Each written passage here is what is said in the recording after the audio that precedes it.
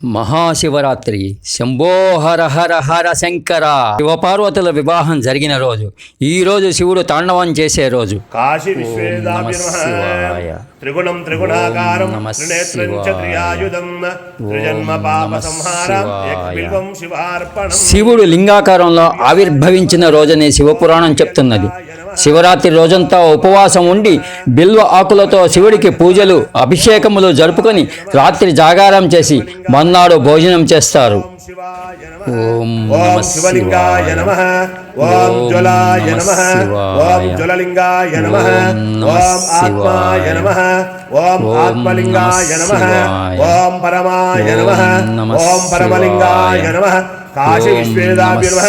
నానావిధ పరిమళ పత్ర పుష్పాణి అచ్యుతాం సమర్పయామి.